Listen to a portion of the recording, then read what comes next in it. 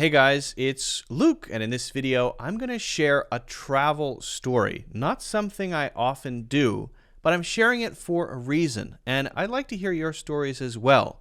So after you listen to mine, feel free to share an interesting story or memory from a trip that you've taken in the past, or maybe something that you'd like to do on a trip that you haven't experienced yet. If you haven't already done so, don't forget to hit the like button and subscribe, and also check out my courses in the links in the description.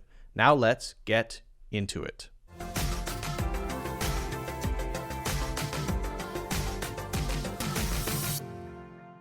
I'd like to share a memorable journey, and I'm going to call it a journey because it was a very profound experience. A memorable journey that I took quite a long time ago to Thailand, and this was the first time that I had traveled with Mushroom, who was my current wife. We were not married at the time. We had only been dating for a short period of time. And sort of as I suppose, a test of our relationship to see, hey, can we spend longer than 45 minutes together or 2 hours together? Can we spend 24 hours together? We decided to go to Thailand. We were both living in Asia at the time. And so we went to Chiang Mai, and we, did a lot of fun stuff there. We rented a motorbike. We saw some cool caves. But one of the things I wanted to do was really get out of the city, right? So we decided to book a couple nights in this, it was, I believe, called a resort. But it was this remote resort, and remote means extremely far away. And the only way to get there that we could figure out was the back of a truck. And so I thought, okay, that's weird that you have to get there in the back of a truck. Maybe this wasn't such a great idea, but we both decided it might be cool. I've heard they have elephants there. It's very beautiful. It's overlooking the sort of the rice fields. And it looks great from the pictures, right? So we got on this truck on the day we were supposed to leave, and it was an open truck. That meant the back was open, the sides were open, and we quickly realized as we exited the city, and Chiang Mai is not a huge city, to be honest. We quickly realized that as soon as you leave the cities, depending on the direction you're going, in certain places, the roads are not good. So it quickly became extremely dusty. And when I say extremely dusty, I mean you could barely see out of the back of the truck. And as I said, it was completely open. So for 5 hours, we were in the back of this very old truck, which was completely open, covering our mouths and our faces with our clothes, right? Trying not to breathe the dirt in this sort of cloud of brown, essentially. And the bumps were so horrible that our spines were within minutes, just basically shattered, or they felt shattered. And we had to go through this for hours. It was the bumpiest, most horrible ride that I had ever taken. And what I was thinking throughout was, what have I done? I've decided that this would be cool, and I have convinced this girl who I've been dating for a couple months to go here with me, and based on the trip so far, or at least how bumpy and dirty it is, I'm skeptical about how nice the resort is going to be, right? This could be bad. What if we get there and it's just as bad as the truck? So that was my thinking at the time. And also, right, it was Songkran, which is the biggest holiday of the year in Thailand. And so every time we would stop, people would swarm the truck and throw water on us from the back because, as I said, it was open. They would dump water on us. They would throw water on us. They would spray us with super soakers, thinking, oh, this is funny. Meanwhile, my entire life is, in my laptop, and I'm trying to protect it from being destroyed by the water. So it's horrible, horrible, horrible, horrible. Sore joints, sore back, breathing in dust and dirt. Finally, we arrived at this place. And it was the opposite. It was scary at first because we came into this village, and the village was pretty rough. It's this very small, quaint village, but not sort of a nice little village, but like a very dilapidated, muddy, not very well taken care of. There is a big pig laying there with a sow, I think that's called, right? That's a big female pig, right?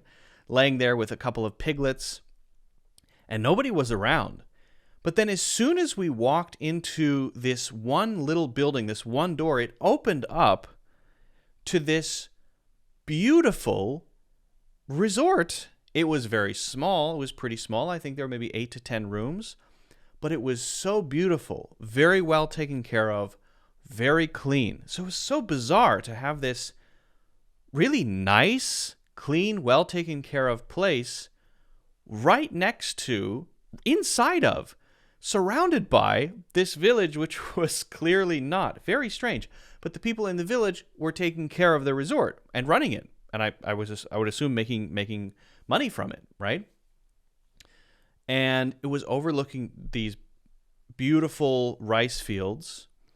And we were so relieved to get there and have this contrast between the pain and suffering it took to get there and now being in this pristine, beautiful place, this place with a vista in front of a balcony overlooking the rice fields and the jungle. It was amazing. And so we ordered lunch, also very good. The villagers cooked the lunch, and there were some kids there, and they had never seen an iPad before, and I let them play with my iPad, and they immediately knew how to play it, which was amazing to see. So as soon as we got there, it was really fun, really relaxing, really enjoyable. Our room was very nice. And then we got a call, or the people who worked there got a call and asked us if we wanted to play with the elephant in the river. And we thought, elephant in the river? Okay, sure, yeah, okay. There's an elephant? Great. And so we said yes, and then they said, okay. Then we said, what time will we go to the river? And they said, we don't know. And we said, why not? They said, because there's an elephant guy, and his job is to find the elephant. When people want to play with it, his job is to figure out where it is, find it, and bring it to the river. So I thought, well, that's cool. So the elephant generally just gets to wander around wherever it wants in the jungle. But even more cool, how would you like it if your job was to be an elephant finder? So he would go into the jungle and listen for a little bamboo clicker that was on the elephant's neck. When it would walk, it would go dunk dunk dunk dunk dunk dunk, and he would listen for that and finally find the elephant and bring it to the river. And then we got to wash the elephant, which it seemed to enjoy, and play with it a bit, and then it went back into the jungle. pretty cool. And for some reason, one night I don't know if it was a panic attack. I think because I realized we were so far from anything, I thought, well, what if I have a heart attack here?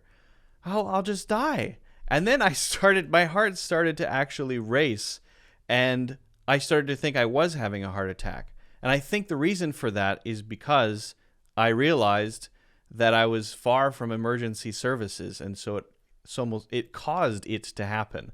That was very weird, but other than that, it was extremely relaxing, amazing food. We met and got to hang out with the people in the village, play with the kids, and read, and then we went home, and the truck was not so bad on the way home. So anyway, that for my wife and I was a really important experience.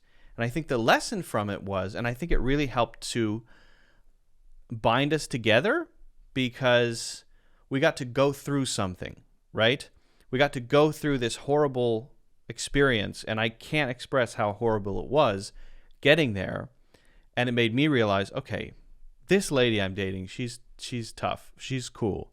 She's willing to go through this and still at the end of it, have a nice, relaxing trip and not just insist that we go back.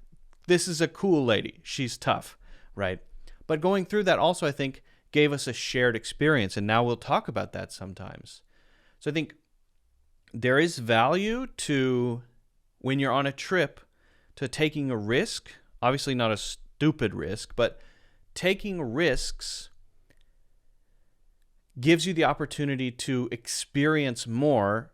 There might be some pain involved in that. There might be some fear involved in that, but what you gain a lot when I think you take risks. Every time I've taken risks traveling, those memories tend to be the best memories or the strongest memories.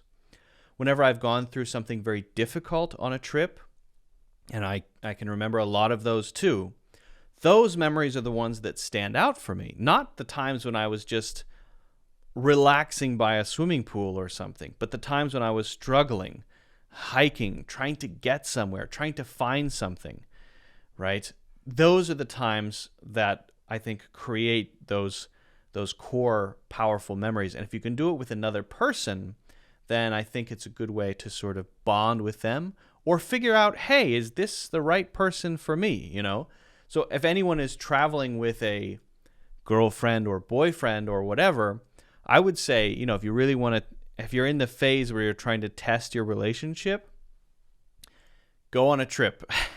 If so far you have only seen each other twice a week, right, and you haven't gone through the test of, can we spend 24 to 48 hours together constantly, that would be the way to do it. Plan a trip together, and then you'll have a better indication of, okay, is this going to be the person for me or not? So anyway, just wanted to share that experience. If you have similar experiences or adventures or takeaways from travel that you'd like to share, pop those in the comments. If you haven't already done so, don't forget to hit the like button and subscribe, and also get a free course in the links in the description.